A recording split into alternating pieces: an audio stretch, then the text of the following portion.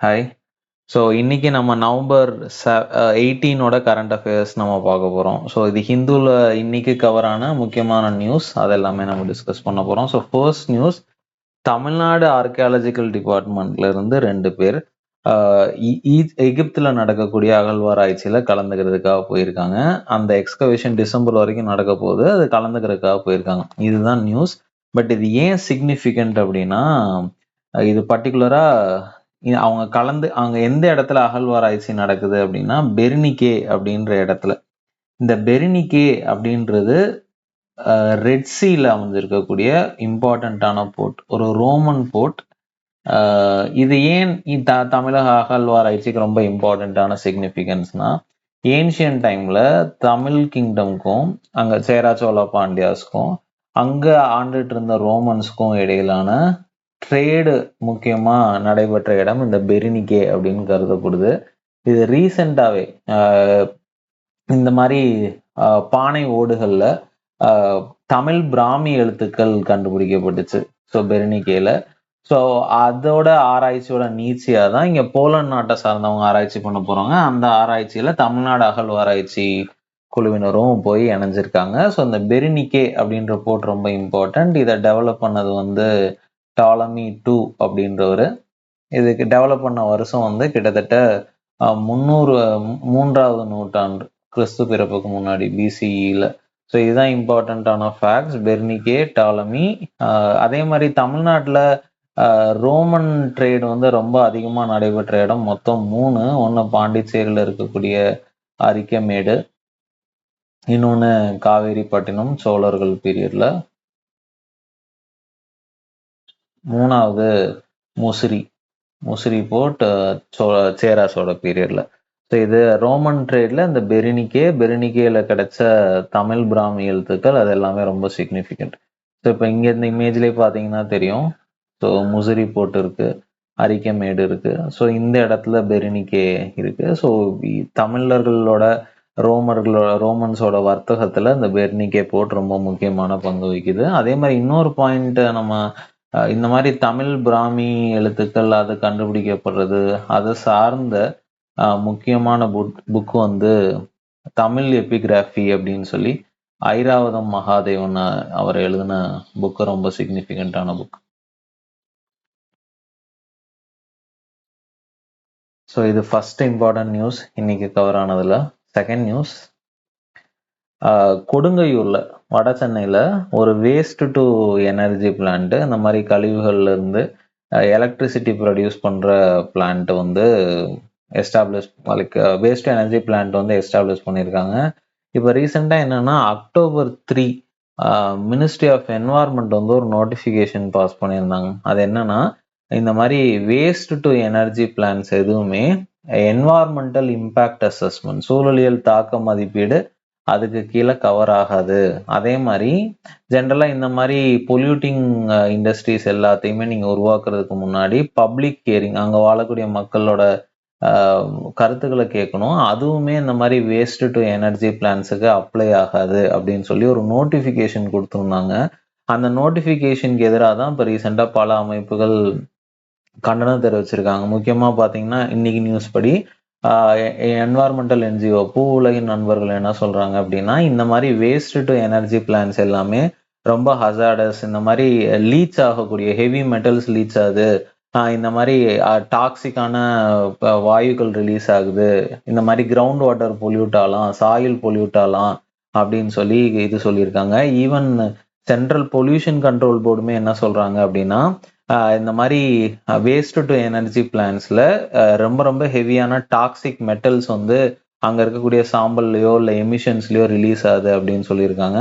அவங்க மேலும் என்ன பாயிண்ட் அவுட் பண்றாங்கன்னா, இந்தியாவில் இருக்கக்கூடிய 21 வேஸ்ட் டு எனர்ஜி பிளான்ஸுமே ஒரு முக்கியமான ஒரு ரூல்ஸ் இருக்கு, சாலிட் வேஸ்ட் மேனேஜ்மெண்ட் ரூல்ஸ் அப்படின்னு சொல்லி. இந்த சாலிட் வேஸ்ட் மேனேஜ்மெண்ட் ரூல்ஸ் 2016ல அந்த சாலிட் வேஸ்ட் மேனேஜ்மெண்ட் ரூல்ஸ் படி அவங்க நடந்துக்கிறது இல்லை அப்படின்னு சொல்லி சென்ட்ரல் பொல்யூஷன் கண்ட்ரோல் போர்டே முக்கியமா குற்றச்சாட்டை வச்சிருக்காங்க. ஸோ இது எல்லாமே ரொம்ப இன்னைக்கு கவரான இம்பார்ட்டண்ட்டான நியூஸ். பட் இப்போ நம்ம தெரிஞ்சுக்க வேண்டியது என்ன அப்படின்னா, இந்த என்வாயர்மெண்டல் இம்பேக்ட் அசஸ்மெண்ட், சூழலியல் தாக்க மதிப்பீடு அப்படின்றது எந்த வருஷம் ஜெனரலி கொண்டு வந்தாங்க அப்படின்னா 1994ல். பட் இப்போ நம்ம எந்த நோட்டிஃபிகேஷனை ஃபாலோ பண்ணுறோம் அப்படின்னா EIA 2016 தான் இன்னைக்கு இருக்கக்கூடிய கரண்ட் ஃப்ரேம் ஒர்க். ஸோ கொண்டு வரப்பட்டது 94 இருந்தாலும் 2006ல் அப்டேட் பண்ணியிருக்காங்க. இந்த 2016 அந்த இதில் இண்டஸ்ட்ரீஸை 2 கேட்டகரியாக பிரிக்கிறாங்க. ஒன்று கேட்டகரி A, இன்னொன்று கேட்டகரி B அப்படின்னு சொல்லி. இந்த கேட்டகரி பியை ஃபர்தராக கேட்டகரி B1, கேட்டகரி B2 அப்படின்னு சொல்லி 3 கேட்டகரிஸாக பிரிக்கிறாங்க. இந்த கேட்டகரி A அப்படின்னு தான் அதிகமான சுற்றுச்சூழல் தாக்கத்தை இம்பேக்டை ஏற்படுத்தக்கூடியது. இந்த கேட்டகரி A இண்டஸ்ட்ரிலாம் மோஸ்ட் பொல்யூட்டிங் இண்டஸ்ட்ரி. இதை அப்ரூவ் பண்ண வேண்டியது சென்ட்ரல் கவர்மெண்டோட கட்டுப்பாட்டில் வருது. இதை அப்ரூவ் பண்ணுறதுக்கு முன்னாடி இதுக்கு வந்து ஒரு கம்ப்ளீட் ஃபுல் EIA ரிப்போர்ட் ஒன்று கண்டிப்பாக இருக்கணும். அதே மாதிரி பப்ளிக் ஹியரிங், அங்கே வாழக்கூடிய மக்களோட கருத்துக்களையும் கேட்கணும், மேண்டேட்ரியா அப்படின்னு சொல்லி இந்த நோட்டிஃபிகேஷன் சொல்லுது. அதே மாதிரி B1 அப்படின்றதுக்கும் இந்த 2 கண்டிஷன்ஸுமே பொருந்தும். பட் என்ன ஒரு முக்கியமான டிஃபரன்ஸ்னா, இதை சென்ட்ரல் கவர்மெண்ட் அப்ரூவ் பண்ணாது, ஸ்டேட் கவர்மெண்ட் அப்ரூவ் பண்ணும். இந்த கேட்டகரி B2 இண்டஸ்ட்ரீஸ் பெருமளவில் தாக்கத்தை ஏற்படுத்தக்கூடியது கிடையாது, ஸ்டேட் கவர்மெண்ட் தான் அப்ரூவ் பண்ணுறாங்க. பட் இதற்கு EIAவும் தேவையில்லை, அதே மாதிரி பப்ளிக்கோட கருத்துக்களையும் கேட்கணும்னு அவசியம் இல்லை. ஸோ இப்போ வேஸ்ட் டு எனர்ஜி பிளான்ஸ் எல்லாமே இந்த கேட்டகரி ஏலையும் கேட்டகரி B1லையும் வரக்கூடிய இண்டஸ்ட்ரீஸ்.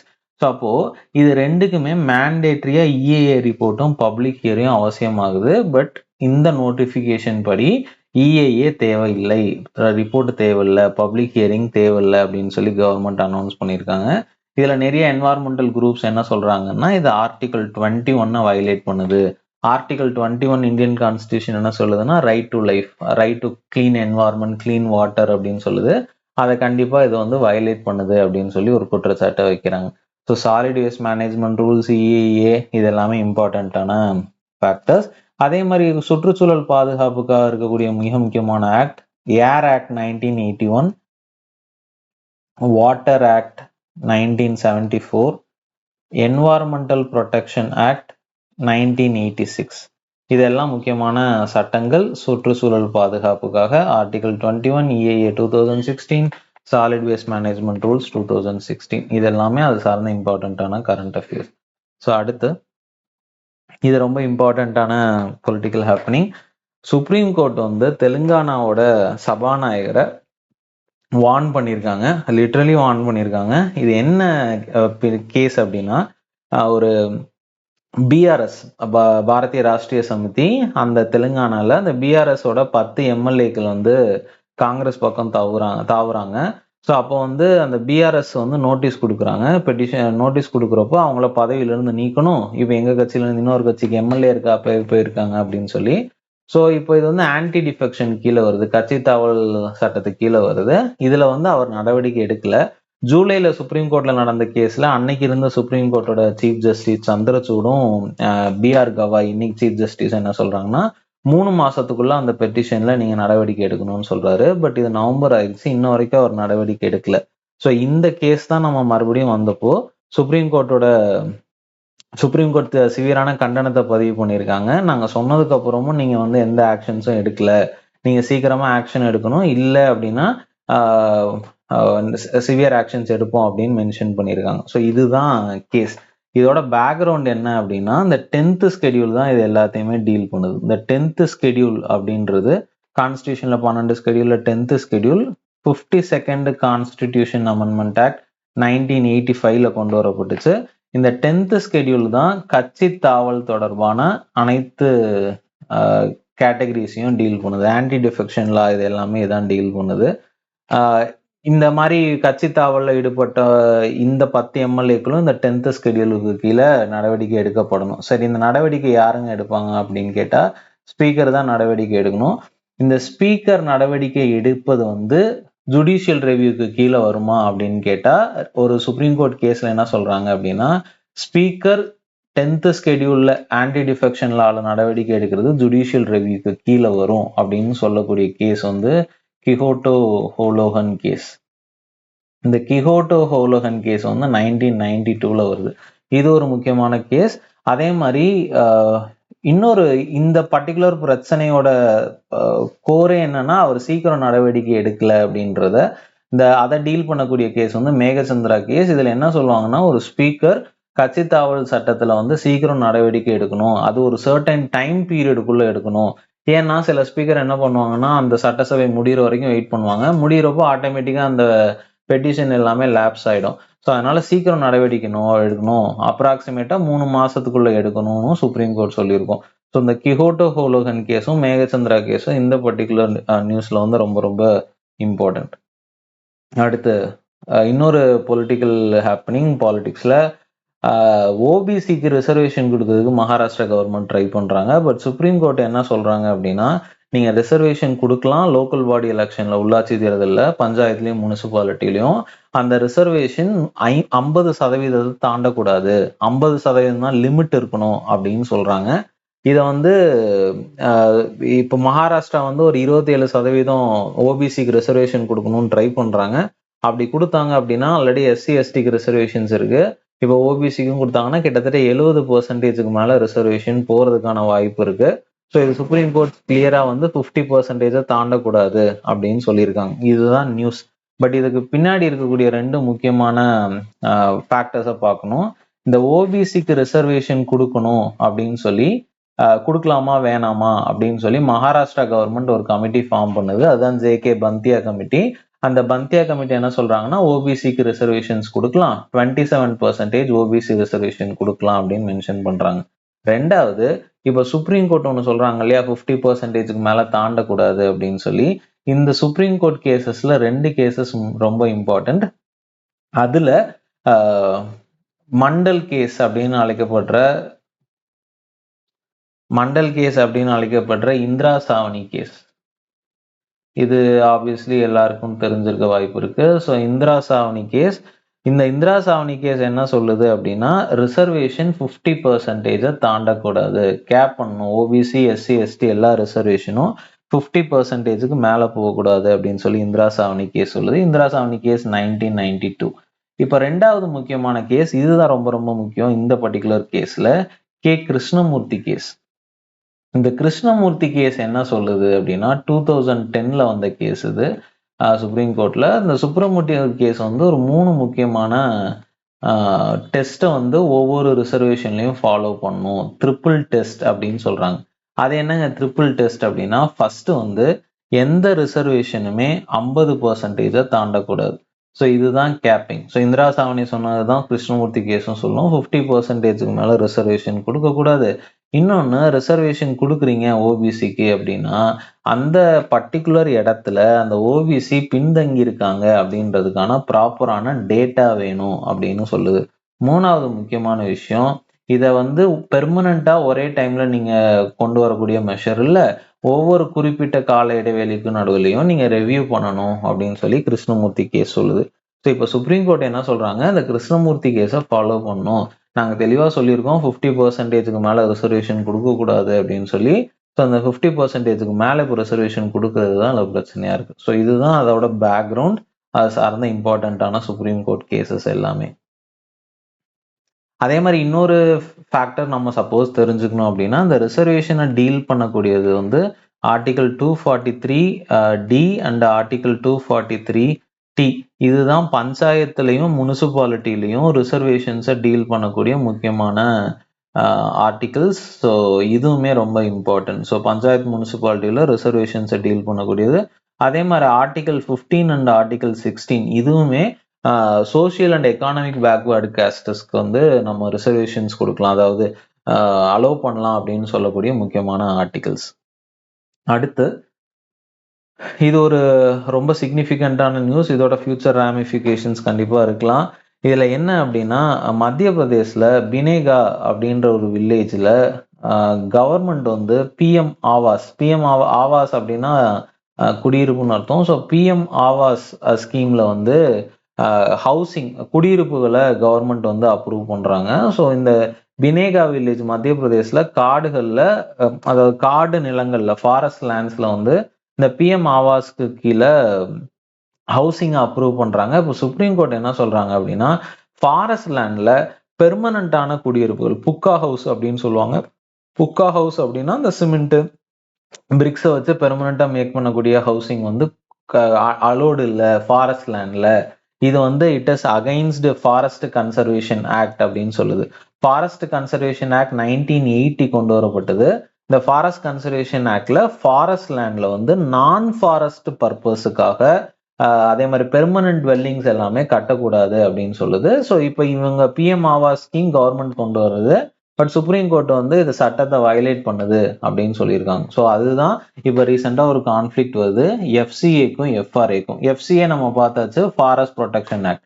அதனுங்க எஃப்ஆர்ஏ அப்படின்னா இது ஃபாரஸ்ட் ரைட்ஸ் ஆக்ட் 2006 வருது. இந்த ஃபாரஸ்ட் ரைட் ஆக்ட் என்ன சொல்லுதுன்னா, காடுகளில் வாழக்கூடிய ஸ்கெடியூல்டு ட்ரைப் பழங்குடியினருக்கும் அதே மாதிரி 75 வருஷம் காடுகளில் 75 வருஷத்துக்கு மேல அந்த காட்டில் வாழக்கூடிய மற்ற மக்களுக்கும் அங்க வந்து ஃபாரஸ்ட்ல தங்குறதுக்கான உரிமை, அவங்க அந்த ஃபாரஸ்ட் பொருட்களை பயன்படுத்துறதுக்கான உரிமை, அதே மாதிரி கம்யூனிட்டி ரைட்ஸ், இது எல்லாமே ஃபாரஸ்ட் ரைட்ஸ் ஆக்ட் வழங்குது.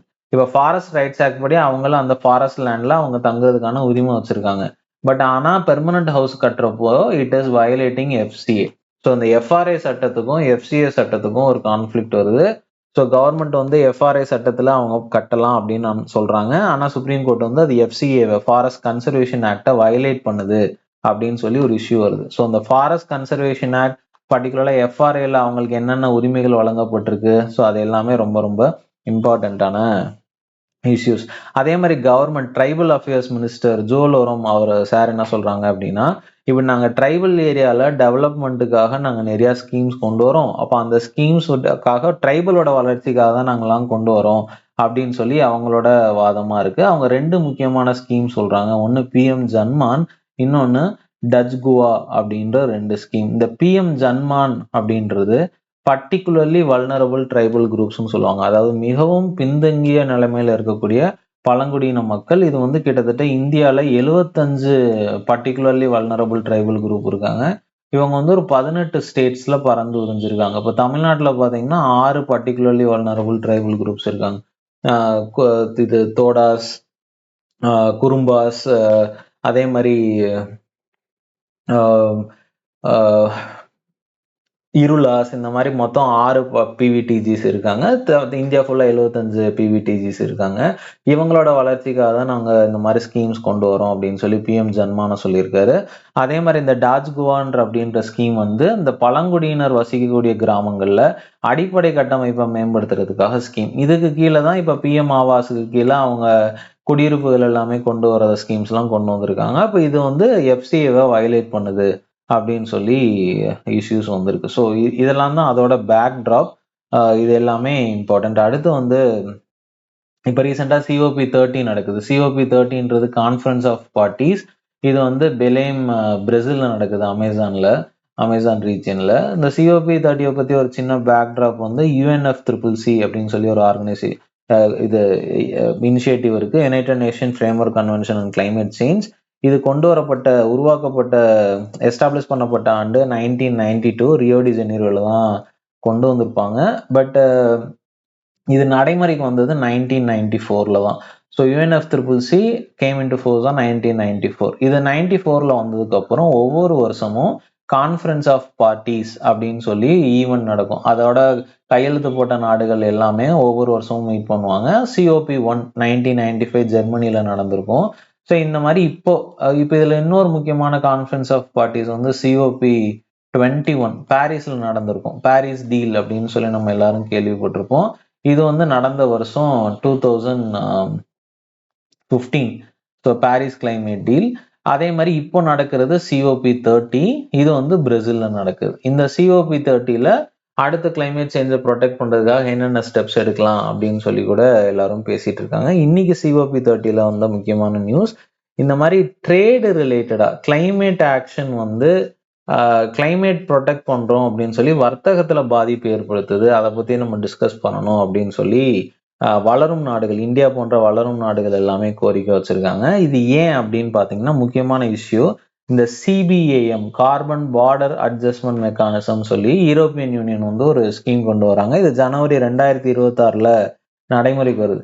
இதுல என்ன அப்படின்னா மற்ற நாடுகள்ல இருந்து, அதாவது யூரோப்பியன் யூனியன் சாராத நாடுகள்ல இருந்து யூரோப்பியன் யூனியனை சார்ந்த ஏதோ ஒரு இம்போர்ட் பண்றாரு அந்த மற்ற நாடுகள் வந்து அதிகமான கோல் நிலக்கரி யூஸ் பண்ணி அவங்க அந்த ப்ராடக்டை ப்ரொடியூஸ் பண்ணியிருந்தாங்க அப்படின்னா அவங்க எமிட் பண்ற கார்பனுக்கு ஏத்த மாதிரி அந்த பொருட்கள் மேல டாக்ஸ் விதிக்கிறது. இப்ப நீங்க ஒரு இந்தியால இருந்து அலுமினியம் ப்ரொடியூஸ் பண்றோம், அயர்ன் அண்ட் ஸ்டீல் அதிகமா பண்றோம், சிமெண்ட், ஃபர்டிலைசர் இந்த மாதிரி அதிகமா நம்ம எக்ஸ்போர்ட் பண்றப்போ நிலக்கரியை தான் மேஜரான தெர்மல் சோர்ஸா யூஸ் பண்றோம், பவர் சோர்ஸா. அப்ப அதிகமா கார்பன் எமிட் ஆகுது. இப்போ இந்த பொருட்களுக்கு எல்லாத்துக்குமே யூரோப்பியன் யூனியன் வரி விதிக்க போறாங்க. அப்ப இன்டைரக்டா பாத்தீங்கன்னா இந்திய பொருட்கள் எல்லாத்துக்கோட விலையுமே அதிகமாகும். உலகத்துல எந்த நாடை விட இந்தியா அதிகமா பாதிக்கப்படும் அப்படின்னு சொல்றாங்க. For example iron and Steeles மட்டும் கிட்டத்தட்ட 3000 கோடி இந்தியா வந்து 300 மில்லியன் யூரோஸ் ஒவ்வொரு வருஷமும் இந்தியன் பொருட்களுக்கு வரி விதிக்கப்படலாம் அப்படின்னு சொல்றாங்க. அப்ப இந்திய ஏற்றுமதியை மிகப்பெரிய அளவுல அது பாதிக்க போகுது. ஸோ இதை பத்தி எல்லாமே டிஸ்கஸ் பண்ணணும்னு சொல்லி COP30 கொண்டு வந்திருக்காங்க. ஸோ இன்னைக்கு வந்த முக்கியமான நியூஸ் இது எல்லாமே. ஸோ நாளைக்கு நியூஸ்ல பார்க்கலாம். Thank you so much.